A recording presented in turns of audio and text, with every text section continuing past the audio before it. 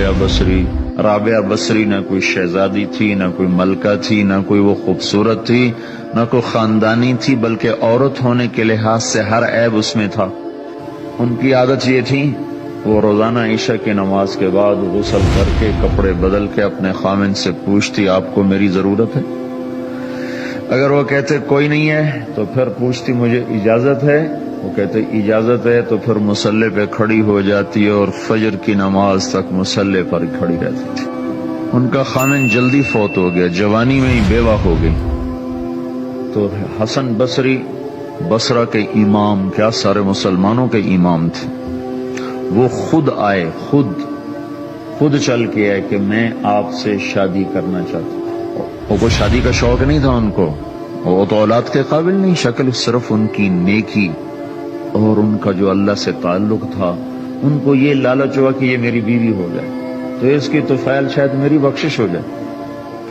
تو ان کے پاس آئے، کہنے لگے رابعہ میں آپ سے شادی کرنا چاہتا ہوں، خود پیغام لے کر آئے۔ تو انہوں نے فرمایا میری 4 باتوں کا جواب دے دو تو میں شادی کر لیتا۔ کہنے لگے کیا؟ کہ یہ بتاؤ میں جنتی ہوں کہ دوزخی ہوں؟ کہنے لگے یہ تو میں کچھ نہیں کہہ سکتا۔ کہ اچھا یہ بتاؤ جب اللہ تعالیٰ قیامت میں اعمال نامے اڑائے گا، کسی کے سیدھے ہاتھ میں آئے گا، کسی کو الٹے ہاتھ میں آئے گا، میرے سیدھے ہاتھ میں آئے گا کہ الٹے ہاتھ میں؟ کہنے لگے یہ بھی کچھ نہیں بتا سکتا۔ کہنے لگے اچھا یہ بتاؤ جب اللہ نیکیوں کو تولے گا، کسی کی نیکیاں بڑھ جائیں گی، کسی کے گناہ بڑھ جائیں گے، میرے گناہ زیادہ ہوں گے نیکیاں زیادہ ہوں گی؟ کہ یہ بھی نہیں بتا سکتا۔ کہ اچھا یہ بتاؤ جب لوگ پل صراط سے گزریں گے، کوئی پار نکل جائیں گے، کوئی نیچے گر جائیں گے، تو میں پار نکلوں گی کہ دوزخ میں گروں گی؟ کہنے لگے یہ بھی میں نہیں بتا سکتا۔ تو پھر فرمایا اچھا جاؤ مجھے تیاری کرنے دو، مجھے ان 4 باتوں کی تیاری کرنی ہے، میرے پاس شادی کے لیے وقت کوئی نہیں ہے۔ جو اللہ سے دوستی لگا لیتے ہیں اللہ دنیا ان کے لیے مسخر کر دیتے، اللہ دنیا ان کے پاؤں میں ڈال دیتے۔ تو جب ان کا انتقال ہوا، رات کو ان کا انتقال ہوا، تو اپنی خادمہ سے کہا بس 2-4 آدمی بلا کے مجھے جلدی سے دفن کر دو، کسی کو نہ بتاؤ، صبح لوگوں کو بتا دینا اور مجھے کفن دینا میری اس چادر میں جس میں میں تہجد پڑھا کرتی تھی۔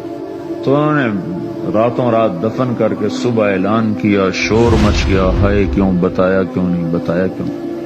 تو اگلی رات ان کی خادمہ نے ان کو خواب میں دیکھا، سبز لباس پہنا ہوا، حسن و جمال، سورج چہرے پہ چمک رہا۔ پوچھا آپ کے ساتھ کیا ہوا؟ کہا میرے اللہ نے میرے ساتھ بہت عمدہ معاملہ کیا۔ کہا آپ کی وہ چادر کہاں گئی جس میں آپ کو کفن دیا تھا؟ کہا وہ اللہ تعالیٰ نے اتار لی ہے اور مجھے جنت کا جوڑا پہنایا ہے، اور اس چادر کو اللہ نے سنبھال کے رکھا ہے، جب قیامت کے دن میری نیکیوں کو اللہ تولے گا تو اس چادر کو بھی اس میں تولے گا۔ انہوں نے پوچھا منکر نکیر کا کیا ہوا؟